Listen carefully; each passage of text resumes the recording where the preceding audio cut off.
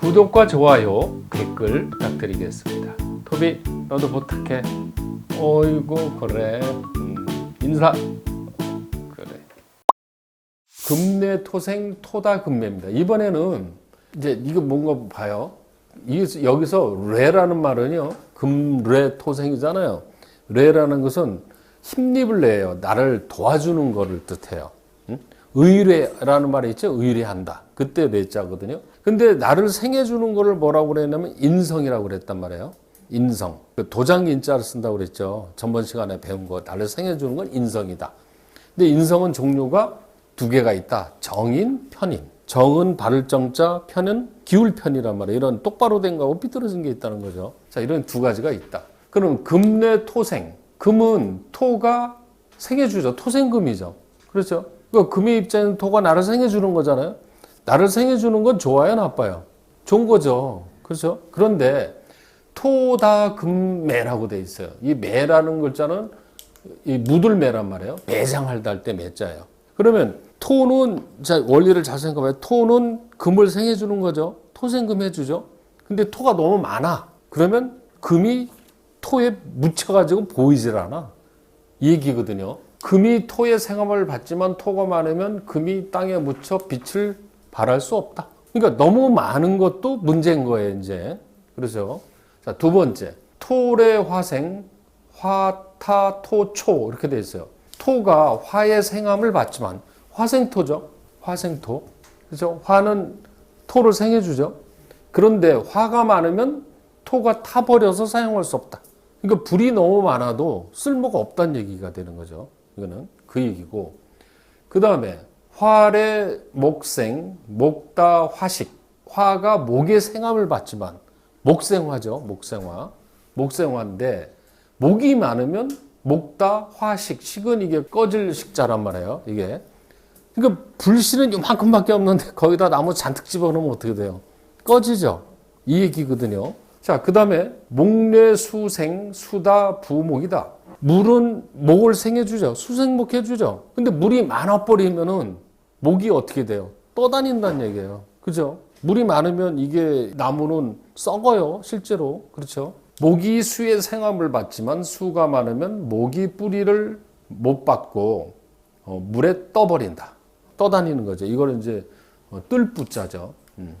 그 다음에 수의 금생, 금다 수탁이다. 수가 금의 생함을 받아요. 금생수를 해주잖아요. 근데 금이 너무 많아버리면 이 물이 탁해서 쓸 수가 없다는 얘기죠. 자, 그러니까 이거는 뭐냐면 이 생해준다는 거는 사람으로 치면 엄마예요. 엄마가 나 도와주잖아요. 그러면 약으로 치면 저기 뭐가 돼요? 나를 생해주는 약은 뭐예요? 보약이지. 그렇죠? 밥이죠.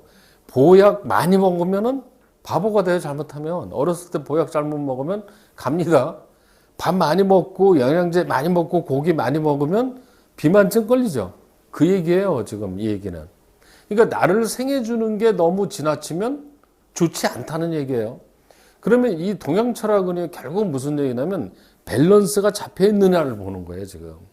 그러면 극하는 게 너무 많아도 문제인데 적당히 극하면 좋고 생해주는 게 너무 많으면 문제가 된다는 얘기죠. 자, 과유불급의 얘기죠. 뭐든지 정도가 지나쳐버리면 없는 거고 같다. 자, 그럼 사주에 예를 들어서 재물이 되게 많아. 사주를 보니까 재물이 잔뜩이야. 이 사람은 부자가 아닙니다. 절대로. 그걸 재다신약 사주라고 그러는데 그 사람은 많은 것 같지만 그건 없는 거예요. 그렇게 되면. 예. 그거는 이제 많은 경우였고. 자, 이제 나를 도와주는 거, 생하는 것이 많아도 문제가 되는 거죠, 지금. 예, 이건데. 여러분이 지금 알아야 될 건 여기다 써놓은 문제 있잖아요. 요거는 꼭 알아두면 되는 거예요. 사주에서 나를 도와주는 게 너무 많아도 문제다. 이것만 알면 되는 거예요. 근데 나를 도와주는 것은 생해주는 거죠. 나라는 건 누구예요? 사주 8글자 중에서 주체죠. 주체. 자, 예를 보자고요. 이게 나죠? 요 글자가 지금. 그러면 이 사주에서 나를 도와주는 글자가 몇 개예요? 금이죠? 금생수죠? 금생수. 요 4개가 나를 도와주는 거예요. 8개에서 반이 금이죠, 지금. 그죠? 여기 보면 뭐라고 써 있냐면 정인, 편인, 편인, 편인 이렇게 써 있죠. 그러니까 정인은 이건 양이고 이거는 음이잖아요. 그러니까 음량이 이거는 음으로 보는 겁니다. 이건 마이너스고 음량이 다르면은 정이고 음량이 같으면 음이에요. 이건 이제 뒤에 가서 배웁니다만은. 근데 어쨌든 이 다 세 개가 다 금이죠. 그 다음에 금인데다가 이 수라는 글자는 나를 도와주는 글자예요. 나를 배척하는 글자예요. 어떨까요? 같은 편이죠. 내가 물인데 물은 같은 편이잖아. 이건 다 같은 편이죠. 나를 극하는 게 하나가 요거 하나밖에 없죠. 그죠? 그러니까 이 사주가 굉장히 센 사주예요. 극심한 사주예요. 이런 사주는 별로 좋은 사주로 안 본다는 거예요. 그러니까 뭐냐면 이런 사람들은 성격이 고집불통이에요, 일단. 그리고 엄마하고 관계가 안 좋아요. 엄마하고 관계가. 왜 그러냐면 현실에서 엄마가 몇이에요, 지금. 엄마가 넷이야. 엄마가 넷이라니까요. 실제로. 내가 전번에 우리 집사람 친구 사주를 보는데 이런 형태가 돼 있었어요. 그러면 교과서에 보면 이거 엄마가 넷인데 이렇게 얘기하거든요. 그래 농담으로 엄마가 넷인데? 근데 그랬단 말이에요. 그랬더니 넷은 아니고 셋이에요 그러더라고요.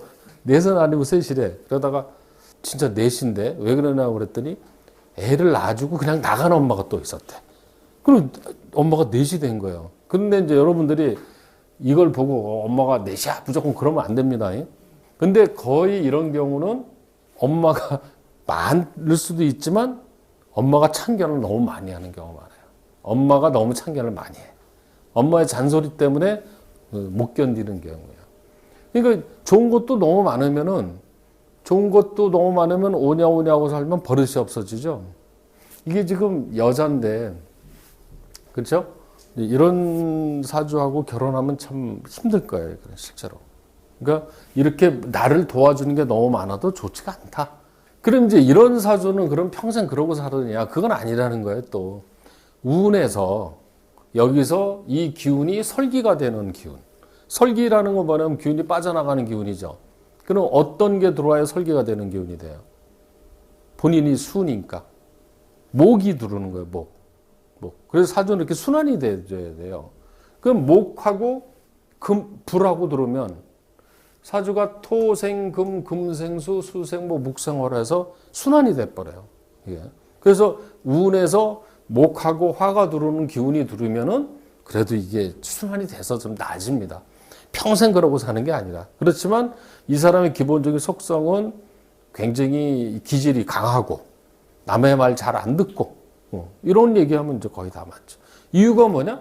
나를 도와주는 기운이 너무 많기 때문에. 그러니까 뭐든지 좋은 것라고 해서 너무 많이 있는 거는 차라리 안 좋은 걸로 보는 겁니다. 그 얘기.